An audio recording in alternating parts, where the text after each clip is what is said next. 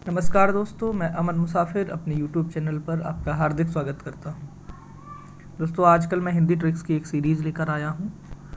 विभिन्न प्रतियोगी परीक्षाओं की तैयारी कर रहे विद्यार्थियों की ओर से ये अनुरोध आया कि परीक्षा हॉल में रचनाएं अक्सर हम भूल जाते हैं या जब उनका क्रम पूछा जाता है तब हम उसको भूल जाते हैं। अक्सर मेरे साथ भी ऐसा होता है, लेकिन यदि हम रचनाओं की कोई ट्रिक बना लें या कोई स्टोरी बना लें तब वो चीज़ें हमें मेमोराइज़ हो जाती हैं, याद हो जाती हैं। तो चलिए आज की इसी क्रम को आगे बढ़ाते हुए मैं आपको सुमित्रानंद पंत की रचनाओं की ट्रिक बताने जा रहा हूँ। इससे पहले मैंने जयशंकर प्रसाद के काव्य संग्रह और नाटक और सूर्यकांत त्रिपाठी निराला की काव्य रचनाओं या काव्य संग्रहों की ट्रिक पहले से डाल रखी है। यदि आपने नहीं देखी है तो पहले आप देख लें, आपको निश्चित ही लाभ होगा। आज हम सुमित्रानंद पंत की 22 काव्य संग्रहों की ट्रिक देखने जा रहे हैं और ये थोड़ी बड़ी है क्योंकि इन्होंने बहुत ज़्यादा लिखा है।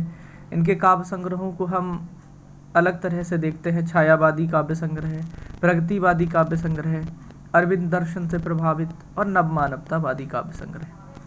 तो कुल मिलाकर के लगभग हमें 22 काव्य संग्रह याद करने हैं।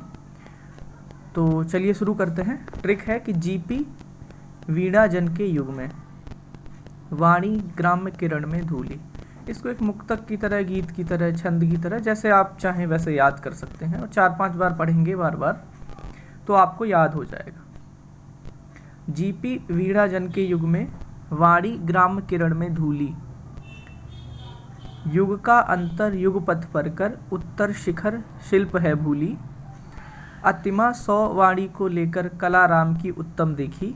लोक सत्य है चिर अंबर है, कहे मुसाफिर आंखों देखी। या यूँ कह सकते हैं कि लोक सत्य है चिर अंबर है, कहे पंत सब आंखों देखी। अभी आपको बड़ा अजीब लग रहा होगा कि ये कोई शब्दावली नहीं है, इसके पीछे कोई स्टोरी नहीं है, लेकिन पंत जी ने इतना सारा लिखा है, क्या कर सकते हैं। अगर आप बार बार पढ़ेंगे, जैसे मुझे याद हो गया, जीपी वीणा जन के युग में, वाणी ग्राम्य किरण में धूली, तो इसमें आपको देखिए कि 10-11 रचनाएं इसी में पहली पंक्ति में आपको याद हो रही हैं।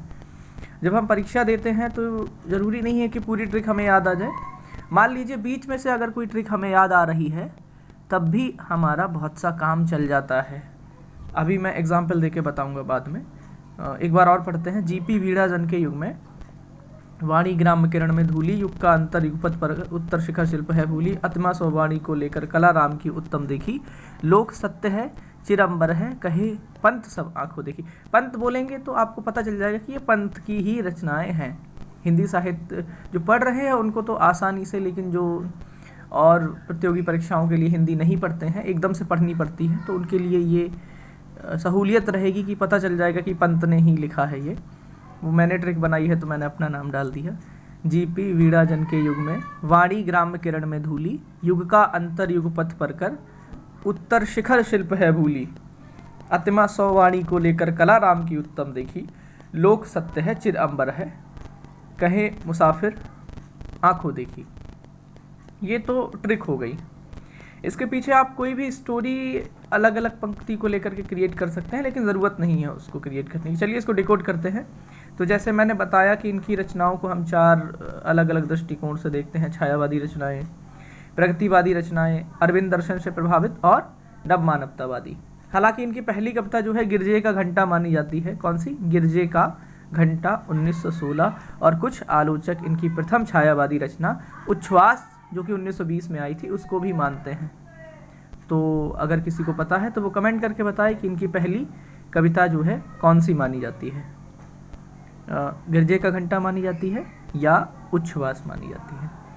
हो सकता है कि गिरजे का घंटा पहली कविता हो और पहली छायावादी कविता उच्छ्वास हो।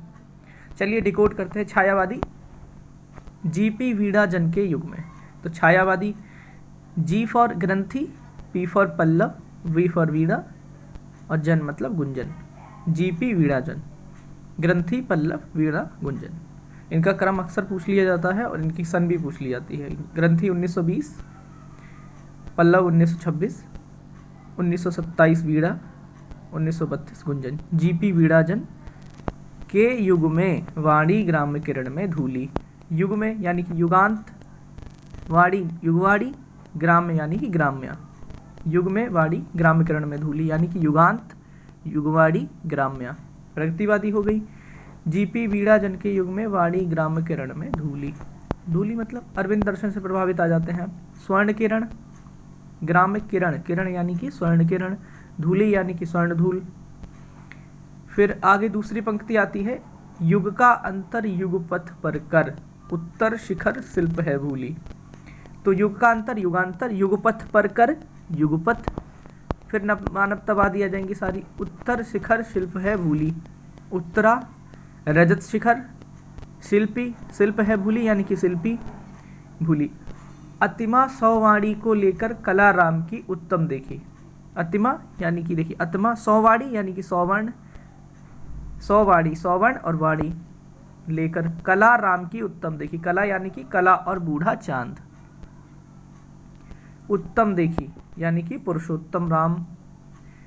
अब अंतिम पंक्ति क्या है, लोक सत्य है चिद अंबर है, कहे मुसाफिर आंखों देखी। तो लोक सत्य यानी कि लोकायतन, सत्य यानी कि सत्यकाम, चिर अंबर है जो चिदंबरा। देखिए अब जैसे एक परीक्षा में क्रम पूछा गया था कि कला और बूढ़ा चांद, सत्यकाम, चिदंबरा, लोकायतन, इनका क्रम। तो आपको देखिए अगर ये याद रह जाता है कि लोक सत्य है चिर अंबर है, तो लोक लोकायतन, सत्य है सत्यकाम, चिदंबर चिदंबरा। अब अंतिम पंक्ति थी तो उससे पहले कला और बूढ़ा चांद आएगी ही आएगी। ठीक है, चिदंबरा पर इनको ज्ञानपीठ पुरस्कार मिला था पंत जी को 1968 में, और कला और बूढ़ा चांद 1959 में लिखी गई थी, जिसमें 1960 में साहित्य अकादमी पुरस्कार मिला था।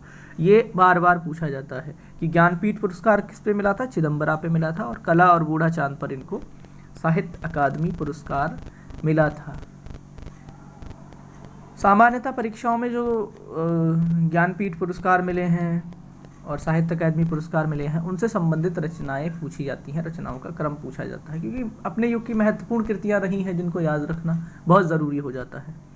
जैसे यहाँ पर फैक्ट लिखे हैं कि पहली कविता गिरजे का घंटा 1916, और पल्लव की भूमिका को छायावाद का मैनिफेस्टो यानी कि घोषणा पत्र कहा जाता है।